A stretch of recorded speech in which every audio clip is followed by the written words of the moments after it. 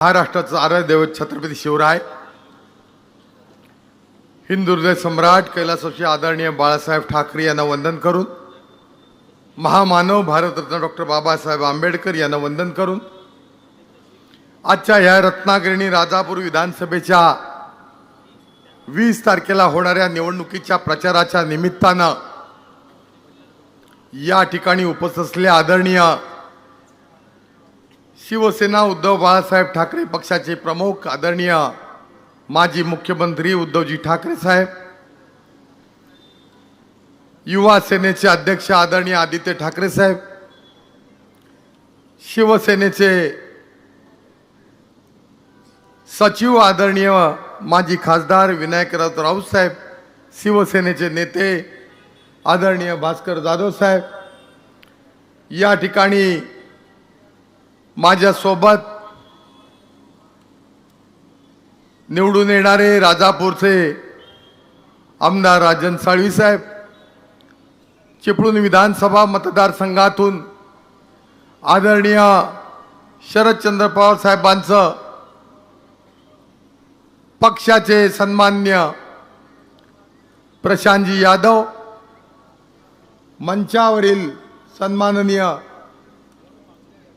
आमदार मिलिंदजी नार्वेकर, माजी आमदार हुस्नबानूजी खलिफे, माजी आमदार रमेशराव कदम, आमचे सगळ्यांचेच लाडके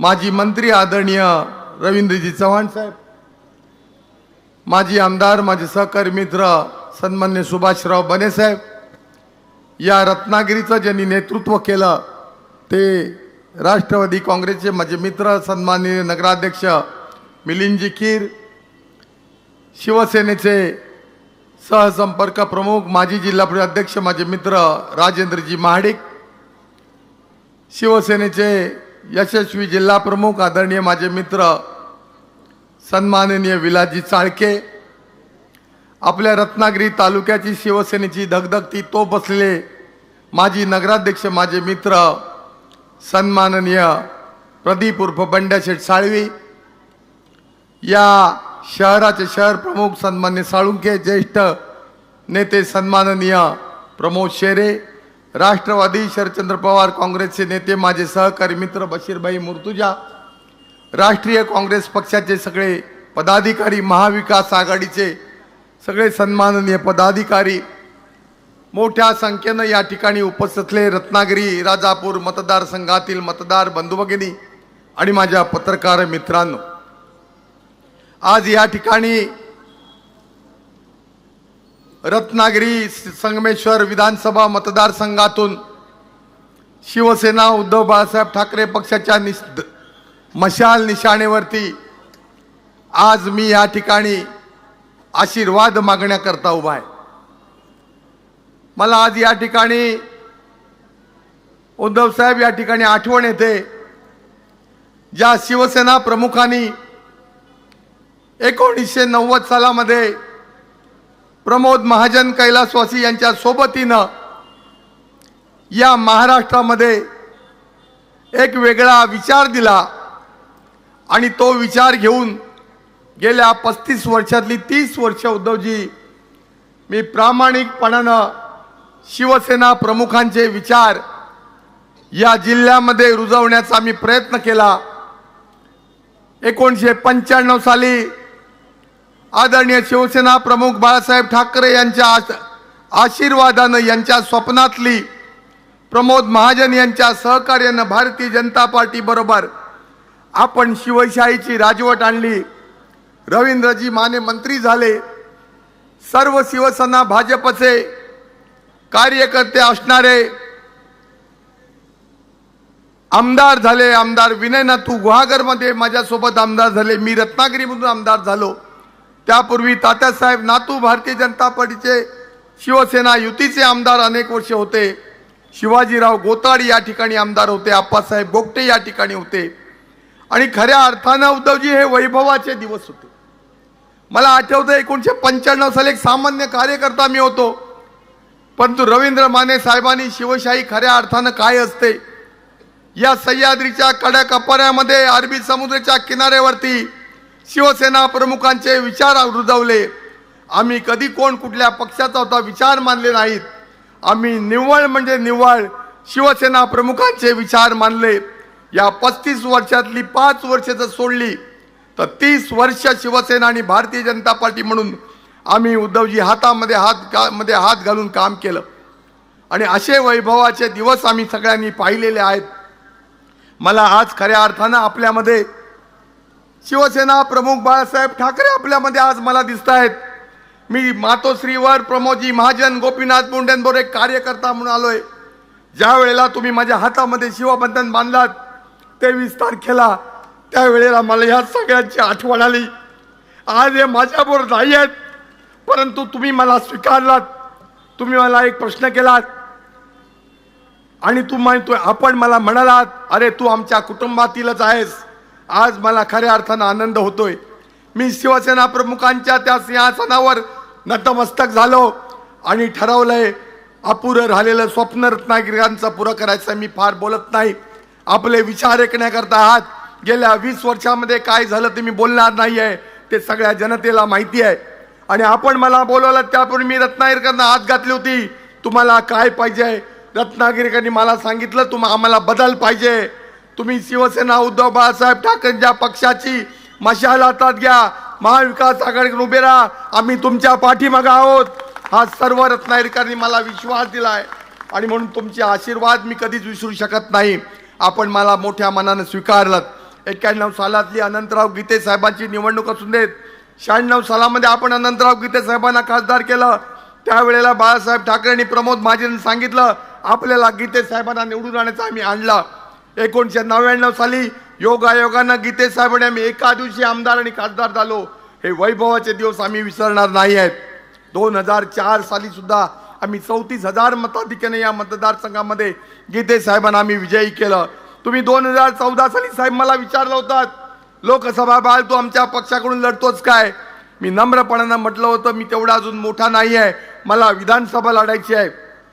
या सगळ्या माझ्या सहकार्यांनी 2014ला शिवसेना भाजपचा उमेदवार म्हणून माझा उमेदवारी अर्ज भरला. दुर्दैवानं त्या ठिकाणी जे काय झालं ते आपल्या सगळ्यांना माहिती आहे. परंतु मी जिद्द सोडली नाही, घेतला वसा सोडला नाही, कधीच कुठं डगमगलो नाही. आज कदाचित मी नेहमी असं म्हणतो, माझ्या भाषणामध्ये माझ्या बोलण्यामध्ये एखादी तरी म्हण असते, उद्धवजी आंधळ्याच्या गायी देव राखतो. आज आंधळ्याची गाय देवानं राखलेली आहे आणि म्हणून आज मला 2024ला आपण मोठ्या सन्मानाने या ठिकाणी स्वीकारलात. मी रत्नागिरीच्या मतदार बंधू भगिनींना एवढंच सांगेन की माननीय शिवसेना प्रमुखांचे विचार, माननीय शरदचंद्र पवार साहेबांचे विचार, माननीय गांधी कुटुंबियांच्या काँग्रेसचे विचार, आज सगळीकडे आपण एकत्र येऊन राजकारणाच्या पलीकडे जाऊन फक्त गद्दार आणि बेईमानांच्या विरोधात ही सगळी रत्नागिरी एकत्र झालेली आहे. कोणत्याही प्रकारचं राजकारण या ठिकाणी नाही आहे. सर्वसामान्य माणसांचा आपला माणूस म्हणून आदरणीय उद्धवजींनी महाविकास आघाडीनं मला उमेदवारी दिलेली आहे. मी एकच सांगेन, 1999 ते 2004 मला काम करण्याची संधी मिळाली. विधिमंडळामध्ये रत्नागिरीच्या विकासाचे प्रश्न मांडले, मच्छीमारांचे प्रश्न मांडले होते, आंबा बागायत शेतकऱ्यांचे प्रश्न मांडले होते, काजू उत्पादक शेतकऱ्यांचे प्रश्न मांडले होते.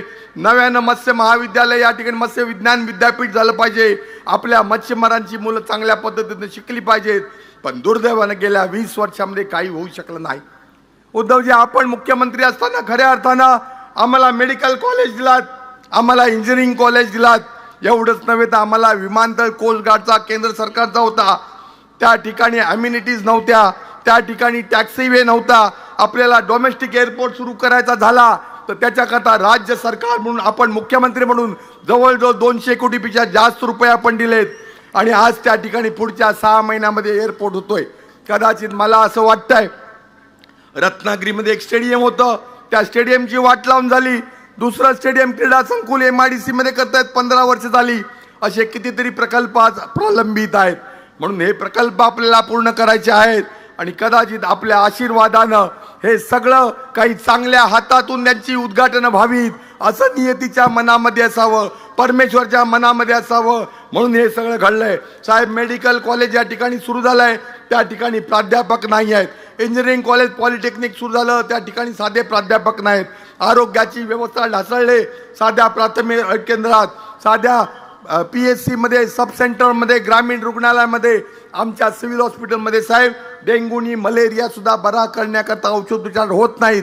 याच्यासारखी दयनीय परिस्थिती नाही. आणि म्हणून मी स्वीकारलंय, तुम्ही माझ्यावर विश्वास टाका. या ठिकाणी आरोग्याची व्यवस्था असेल, रत्नागिरी शहराचं सगळं सार्वजनिक नागरीकरण असेल, ड्रेनेज सिस्टीम असेल, पाण्याची 24/7 योजना असेल, असे कितीतरी प्रश्न आज प्रलंबित आहेत. मी या ठिकाणी आपल्याला विश्वास देतो की हे सगळे विकासाचे प्रलंबित प्रश्न, आंबा उत्पादक शेतकऱ्यांचे प्रश्न, मच्छीमारांचे प्रश्न, मच्छीमारांनो घाबरू नका. त्या मिरकरवाडा बंदरामध्ये गेल्या 20 वर्षामध्ये काही होऊ शकलं नाही. निव्वळ समस्या निर्माण करायची, मच्छीमार बांधवांना घाबरवायचं आणि मग मी तुमचा विकास सांगायचं. काही काळजी करू नका, 23 तारखेला हे सगळं संपायचं आहे. एक परिवर्तन होणार आहे. आणि म्हणून प्रशासकीय यंत्रणेत सुद्धा घाबरू नका. दुर्दैवानं जुलमी रीतीनं आज प्रशासन सुद्धा वेटीत धरण्याचं काम चालू आहे. अनेक ठिकाणी दबाव चालू आहे. आणि म्हणून मी या ठिकाणी नम्रपणाने सांगतोय, आदरणीय उद्धवजींनी, महाविकास आघाडीनं, सगळ्या या नेत्यांनी मला या ठिकाणी आज मशाल चिन्हावरती उमेदवारी दिली आहे. मी या ठिकाणी आपल्याला एक विश्वास देतो की तुमच्या विश्वासाला माझ्याकडून तडा जाऊ देणार नाही. मी कुठून सुरतवरनं गुवाहाटीला जाणार नाही. मी कुठेही बेईमानी करणार नाही. कारण माझ्या बापानं मला इमान शिकवलंय, त्या इमानाशी मी प्रामाणिक राहीन, एवढा या ठिकाणी विश्वास देतो. अनेक ठिकाणी अनेक विषय चालू आहेत. आज लोकांच्या दारामध्ये साहेब काही मंडळी जात आहेत. आमचे मिलिंदकीर नगराध्यक्ष होते, बंड्याकीर नगराध्यक्ष होते. एकच मुद्दा मी सांगतो, पत्रकार मित्रांनो जरा लक्ष द्या. अशोकराव मयेकर नगराध्यक्ष होते. 2004 ते 14 या काळामध्ये आम्ही साधं सोपं साहेब म्हटलं होतं, आदरणीय प्रमोदजींचं निधन झालं होतं. आणि मी अशोकराव मयेकरांनी नगरपालिकेच्या सगळ्या शिवसेना भाजपच्या सहकाऱ्यांना, नगरसेवकांना विनंती केली होती, ज्या प्रमोदजींनी मला 34व्या वर्षी आमदार केलं, त्यांचं एक स्मारक रत्नागिरीमध्ये झालं पाहिजे. म्हणून स्वर्गीय प्रमोद महाजन क्रीडा संकुल असं नामकरण करण्याचा ठराव आम्ही आणला. या बेईमान 2004 ते 24 मध्ये असलेल्या आमदारानं आपल्या नगरसेवकांना बॉयकॉट करायला लावला. आमचा ठराव मंजूर केला नाही. पण मी अभिमानानं सांगेन, काँग्रेसचे 3 नगरसेवक होते, त्यांनी आम्हाला मदत केली. मी त्यांना विनंती केली, प्रमोद महाजन राजकारणाच्या पलीकडचा व्यक्ती आहे, तुम्ही राजकारण ह्याच्यात आणू नका. या बेईमानांनी राजकारण आणलं. आमचे स्वर्गीय माजी नगराध्यक्ष डॉक्टर जयशंकर केळकर नगराध्यक्ष होते, राऊत साहेब, त्यांच्या नावानं एक रस्त्याचं नाव द्यावं आम्ही म्हटलं. यांनी त्याला विरोध केला. आम्ही तो विरोध मोडून काढला आणि आम्ही त्या ठिकाणी नाव दिलं. नियती किती आहे बघा, क्रूर आहे. आज दरवाजे चाटतायत, आज उंबरटे झिजवत आहेत, मला मत द्या, मला मत द्या. अरे आठवत नाही का तेव्हा डॉक्टर जयशंकर केळकर कोण होते? आठवत नाही का त्यावेळेला प्रमोद महाजन कोण होते? जर जनाची नाही मनाची लाज असेल तर पुढच्या 15 दिवसात उगाच कोणाचे उंबरटे झिजवू नका. तुमचे कोण मतदार असतील त्यांच्याकडे मत मागायला जा. बाकी रत्नागिरीकरांनी ठरवलंय, आमचा ठरलंय. तुमचे आशीर्वाद द्या, एवढीच विनंती करून थांबतो. जय हिंद, जय महाराष्ट्र.